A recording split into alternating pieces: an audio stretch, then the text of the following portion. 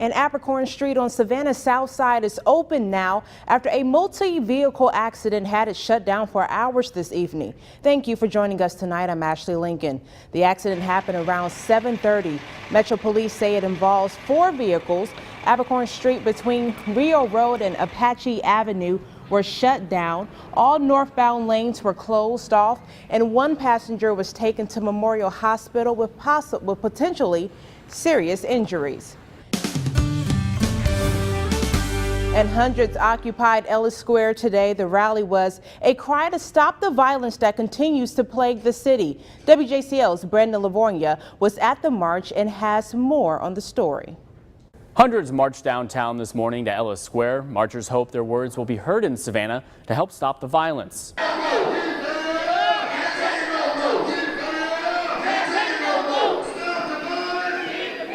After weeks of violence throughout the city, Savannah residents make a plea to stop the shootings. Community members came from all over to take a stand against violence in Ellis Square, like Alderman Van Johnson. I think today we're saying absolutely that we're serving notice that crime is not acceptable here. Johnson says he's proud of Savannians for taking a positive approach to fighting crime, making their message clear without raising their fists. And engaging with the police, working with the police, and making sure that our city is safe for everyone. Alicia Blakely with Savannah Youth Center Incorporated has been organizing the march for several weeks, bringing together local religious leaders and city leaders to reinforce the message in the community's mind. Xavier Lewis spoke to the crowd. Stop being divided. There ain't no east side, there ain't no west side. This is all Savannah. Let's try to get the people to calm down, to think about themselves, to reason themselves, and then find out other ways of handling things without killing one another. Mayor Edna Jackson could not be at the rally. Alderman Johnson says the city is in her thoughts, though. Johnson believes by uniting together people from all over the city, Savannah can once again be the charming hostess city. Savannah has been all right since 1733. We are okay because it is the people, and we're going to continue to be okay because of the people.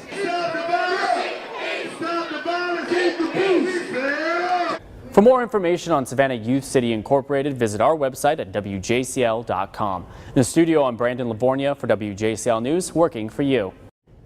And WJCL is working for you by tracking crime in your neighborhood, and you can too. Just go to our website at wjcl.com, click on the crime map in our web link section. This map shows all the aggravated assaults in the past 2 weeks. Again, to track crime in your area, just go to our website at wjcl.com. And a pedestrian is dead after a car accident on Hilton Head Island this morning. The South Carolina Highway Patrol tells WJCL it happened around 8 o'clock Saturday morning. A Honda Odyssey was driving eastbound on Highway 278 near Jarvis Park when the car struck and killed the pedestrian. The driver suffered no injuries, and the identity of the pedestrian hasn't been released at this time. And the Beaufort County Sheriff's Office needs your help identifying 3 suspects from an armed robbery. Now take a good look at the pictures on your screen. The armed robbery took place at the Shell Food Mart on Tresk Parkway earlier this week. Deputies say the suspects took money from the registers, cigarettes, and cigarillos. Investigators believe the suspects might be near the Rosetta area, and anyone with information should call the Beaufort County Sheriff's Office, and that number is on your screen. And a Statesboro man has been sentenced to 15 years in prison for soliciting images of child pornography over the internet. 53-year-old Stuart Johnson is also subject to 20 years of supervised release and will be required to register as a sex offender. Johnson pleaded guilty in June after investigators say he used an email account and international website to solicit images of child sexual abuse. And Savannah neighbors are sounding off about the noise from the Truman Parkway. The county heard them and offered a study, but the results are not what some neighbors and officials want to hear.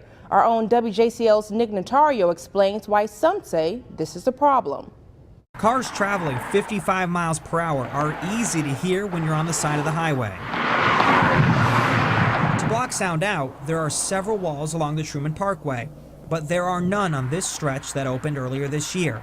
Now people living nearby say they need a wall because it's too loud in their neighborhood. To find out how bad, Chatham County spent $18,000 on a sound study. The results came back Friday. The group concluded the noise isn't loud enough to get state or federal funding for a sound wall, but some commissioners aren't buying it. It's the same company that did a projected study 17 years ago before the highway was built. Now the numbers are too similar for commissioners. Sir, I've been out there, and I can tell you for a fact that it has increased significantly. If I believe I need a second opinion from a doctor, I'm not going to hire the same doctor that gave me the opinion to give me another opinion.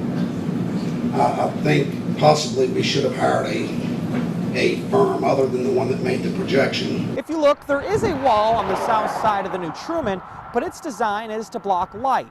And neighbors who live on the other side say all the concrete wall does is bounce sound to their side. The noise that that wall puts onto us is double. Where we're at is wonk, wonk, wonk, wonk, wonk, wonk. WJCL News went to the neighborhood Friday afternoon. Take a listen for yourself. The study group says since the parkway went up, the sound increased about 15 decibels.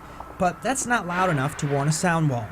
Findings people who live near the parkway and even county officials are having a hard time accepting. This is why people don't trust government.